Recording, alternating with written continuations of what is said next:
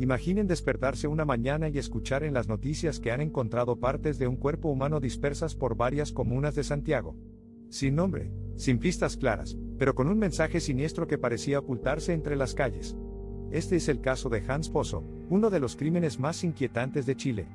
Hans Hernán Pozo Vergara nació el 9 de diciembre de 1980 en Santiago. Su vida fue complicada desde el inicio. A los pocos días de nacer, fue abandonado en un hospital y, aunque fue adoptado por una familia, su infancia estuvo marcada por el rechazo y la dificultad. De adulto, Hans vivía en condiciones de calle y para ganarse la vida realizaba pequeños trabajos. Pero Hans tenía problemas que lo perseguían, y su vida no tardaría en terminar de una manera trágica. En abril de 2006, en Puente Alto, los vecinos descubren un hallazgo macabro. En distintos puntos de la comuna, comienzan a aparecer partes de un cuerpo humano, un pie, una pierna, una cabeza. Las autoridades no tardan en confirmar que se trataba de un joven que había sido desmembrado.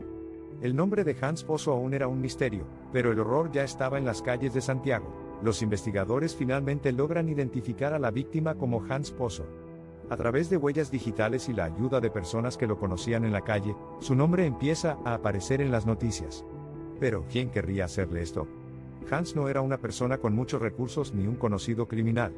Sin embargo, el brutal asesinato dejaba en evidencia que alguien había tenido razones extremas para acabar con su vida. A medida que la investigación avanzaba, surgió un nombre clave, Francisco Pérez, un hombre casado, respetado, y que, para sorpresa de muchos, era el padre biológico de Hans Pozo.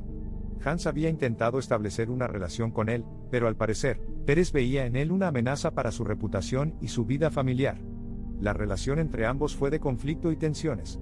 Las autoridades creen que Pérez podría haber orquestado el asesinato, y que, al no saber cómo deshacerse del cuerpo, tomó la brutal decisión de desmembrarlo y distribuir las partes por Santiago. Francisco Pérez negó su relación con el crimen.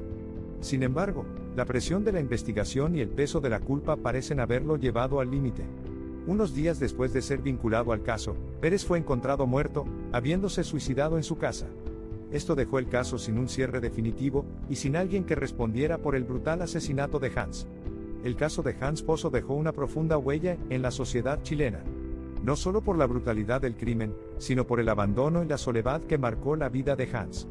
Este caso expuso la vulnerabilidad de personas en situación de calle, y la falta de recursos para protegerlas de una vida de violencia y abandono.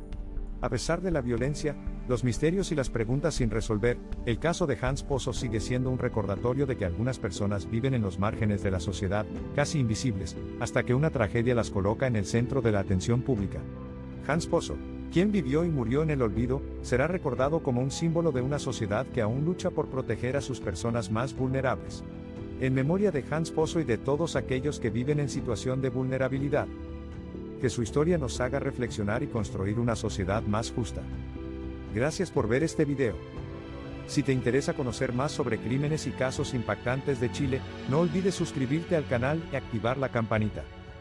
Comparte esta historia para que más personas conozcan el caso de Hans Pozo y la situación de vulnerabilidad en la que viven muchas personas. Nos vemos en el próximo video.